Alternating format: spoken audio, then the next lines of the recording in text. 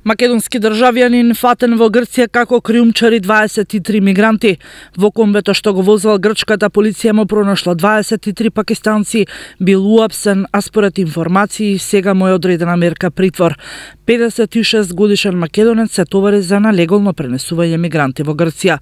На автопатот меѓу градовите Ксанти и Комотини во северна Грција, според соопштението на грчката полиција, членови на гранична полиција по контрола и откако забележале дека во возилото има 23 лица нелегални мигранти, веднаш го апсиле македонскиот државјанин, а биле запрегнети комбето, еден мобилен телефон и 200 евра.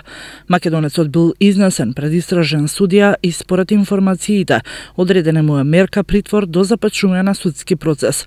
Останува енигмата која била крајната дестинација на кој нашинецот требало да ги однесе мигрантите. Ова е еден од ретките случаи на уапсен македонец во Грција за криумчарење мигранти, да му се одреди мерка притвор. Искуството од изминатите месеци покажува како што на неколку пати имаме објавувано дека најчесто наши државјани со кауција се ослободуваат.